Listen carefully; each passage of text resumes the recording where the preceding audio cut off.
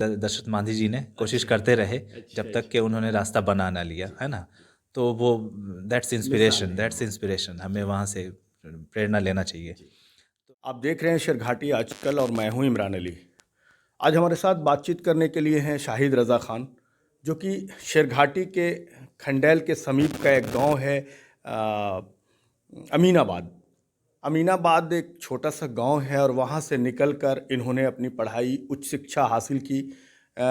UPSC की तैयारी की, उसको क्वालिफाई भी किया, बीपीएससी की तैयारी की। और क्या कर रहे हैं बिहार में आप? जी, मैंने 2018 बैच में यूपीएससी का एग्ज़ाम क्वालिफाई किया था। और फिर उसके बाद मैं 2019 में मेरा बीपीएससी का एग्ज़ाम क्लियर हुआ। तो मैंने स्टेट सर्विस को प्रेफरेंस दिया, क्योंकि मुझे यहाँ बिहार में रहना था और यहाँ की सर्विस करनी थी। Currently I am serving as municipal executive officer under ministry of department of urban development and housing, government of Bihar. लेकिन लोग ज़्यादातर तो बाहर के राज्यों को पसंद करते हैं। जब उच्च शिक्षा पा लेते हैं तो हाँ, उन्हें बिहार की नौकरी ज़्यादा अच्छी नहीं लगती। फिर आपने बैक गियर क्यों लगाया? उसमें मुझे मेरी रैंक एक तो बहुत नीचे थी जी। और मुझे ऑल इंडिया सर्विसेज जो टॉप सर्विसेज हैं वो नहीं मिल रही थी। हाँ।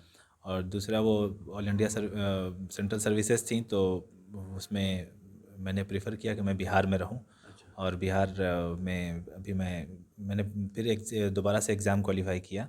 एक बार मुझे एमईओ मिला, म्यूनसिपल एग्जीक्यूटिव ऑफिसर। दूसरी बार मुझे डिस्ट्रिक्ट बिहार एजुकेशन सर्विस में मेरा एग्ज़ाम क्लियर हुआ।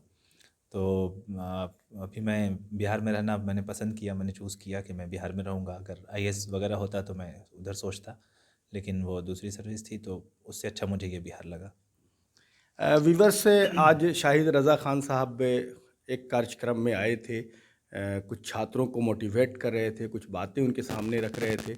हम अपने चैनल के माध्यम से भी चाहते हैं कि जो छात्र हैं, जो हमारे चैनल को देखते हैं, सुनते हैं, सर क्या कहेंगे जो लोग बीपीएससी की तैयारी कर रहे हैं या यूपीएससी की तैयारी कर रहे हैं, किस तरह से चलना चाहिए, उनको कैसे शुरुआत करनी चाहिए? देखिए, अभी तो मैं बहुत डिटेल में नहीं बता सकता कि कैसे तैयारी करना चाहिए, लेकिन कुछ बेसिक पॉइंट्स और बेसिक टिप्स मैं ज़रूर दूंगा। जो यूपीएससी या बीपीएससी एस्पिरेंट हैं, और for that matter any competitive examination they are preparing for, उसमें कुछ चीज़ें हैं जो बहुत अहम होती हैं, उन पे ध्यान देना चाहिए हमें। उनमें से एक तो है कि हमें कंसिस्टेंसी मेंटेन करके रखना चाहिए। हम पढ़ रहे हैं तो अपना फ्लो ना टूटने दें, हिम्मत ना हारें। हमने एक बार डिसाइड किया कि हमें ये करना है तो we should give some time and we should maintain the consistency. दूसरा है कि सब्र करना चाहिए रिज़ल्ट के लिए, हैव सम पेशेंस, रिज़ल्ट आएगा। और तीसरी बात तो ये है कि मतलब वी कोशिश शुड, पे कोशिश करनी चाहिए। हाँ बिल्कुल, हमें कोशिश करते रहना चाहिए जब जी। तक कि अच्छा, मंजिल ना मिले। जैसे जी। कि हमारे दशरथ मांझी जी ने कोशिश अच्छा, करते रहे अच्छा, जब तक कि अच्छा। उन्होंने रास्ता बना ना लिया, जी, है ना। जी। तो वो मिसाल है। दैट्स इंस्पिरेशन हमें जी, वहाँ से प्रेरणा लेना चाहिए। जी। तो और तीसरी बात यह है कि सिर्फ कोशिश ही नहीं करना चाहिए, we should have some strategy, जी। प्लान करके आगे बढ़ें, ताकि हमें हमारा जो टारगेट है वो आसान हो। एक प्लान्ड लाइफ या एक प्लान्ड मैनर में अगर हम आगे बढ़ेंगे तो उसको अचीव कर पाना आसान होगा। और उसमें एक ये भी स्टेज आता है कि अगर हम फेल कर रहे हैं तो we should introspect our self, reform लाना चाहिए अपनी पढ़ाई की स्ट्रेटेजी में। कहाँ पे दिक्कत है, क्या है, तो इन चीज़ों पे गौर करना चाहिए। सिर्फ पढ़ते रहना ये समझदारी वाली बात नहीं अपने को होगी। आँकना चाहिए, अपने हाँ, बारे अपना में। इंट्रोस्पेक्ट करते रहना चाहिए कि हमारी जो तैयारी हो रही है वो सही डायरेक्शन में हो रही है कि नहीं। अगर हमने पीटी फेल किया, मेंस में फेल हो रहे हैं, इंटरव्यू में जाके फेल हो रहे हैं, तो what was the reason behind that, what I was liking in. तो उसमें कहाँ हमारी कमी है, कहाँ लैक है, उसको हमें पूरा करना चाहिए। और उसमें स्ट्रेटेजी को अगर बदलना पड़े, पढ़ने का तरीका बदलना पड़े, तो we should be ready to any kind of reform. हम अपने अंदर चेंज लाएंगे according to the need of the examination. जो ज़रूरत है उसकी हम उसको पूरा करेंगे तभी क्वालिफाई कर पाएंगे। और कुछ चीज़ें और भी इम्पॉर्टेंट है, जैसे कि आपका स्टडी मटेरियल। हमें एग्ज़ाम क्वालिफाई करना है, बहुत ज़्यादा ये नहीं करना है, पीएचडी नहीं करना है। तो बस एग्ज़ाम की जो नीड है उस पर फोकस करना चाहिए। स्टडी मटेरियल अपना लिमिटेड रखें, रिवीजन पे ध्यान दें, बार बार रिवाइज़ करना, उससे जो है एक्यूरेसी बढ़ जाती है हमारी। स्टडी मटेरियल हमारा अच्छा होना चाहिए, selection of study material is very important. तो ये कुछ बेसिक चीज़ें हैं जो जिन पे हम अगर काम करें, जो करंट अफेयर है, तो हमें लगता है कि हम अपने गोल को अचीव करने में थोड़ा सा कम समय लेंगे।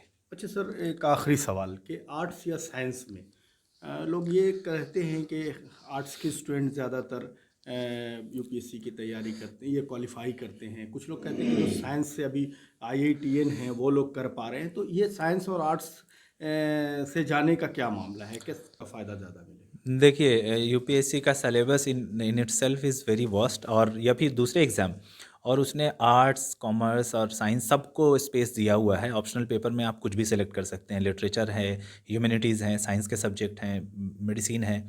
तो इसका मतलब ये नहीं है कि वो किसी एक स्पेसिफिक फील्ड के कैंडिडेट्स को बुला रहे हैं। उनको ऑफिसर्स चाहिए, उसकी जो डिमांड पूरी करेंगे वो उसमें जाएंगे। अब ये है कि कुछ स्पेसिफिक एरियाज से, ये जैसे कह लीजिए साइंस हो या बीटेक से हो, या फिर मेडिसिन से अगर स्टूडेंट्स आ रहे हैं, या आर्ट्स और ह्यूमैनिटीज़ से कम आ रहे हैं, तो उसकी वजह ये नहीं है कि इन इन इन सब्जेक्ट्स में कोई प्रॉब्लम है। मेरा अपना ये अंडरस्टैंडिंग है, मैंने देखा है कि जो आर्ट्स वाले साइंस वाले जो स्टूडेंट्स हैं वो थोड़ा 12th लेवल से ही पढ़ने लगते हैं, और उनकी पढ़ने की जो क्षमता है, रटने की, पढ़ने की, मेहनत करने की थोड़ा सा ज़्यादा होती है, क्योंकि वो नीट की, बीटेक की, आईआईटी की तैयारी करते हैं। तो एक कम्पिटिटिव माइंड उनका शुरू से ही बन जाता है। जब वो ग्रेजुएशन करने के बाद बीटेक, एमटेक या फिर एमबीबीएस वगैरह करने के बाद जब वो दूसरे एग्ज़ाम की तैयारी करते हैं, तो they have that experience of preparing for the exam since their intermediate और ट्वेल्थ। उनका ज़्यादा तो वो फ़ायदा उनको उनको मिलता है। बेनिफिट दे देता है।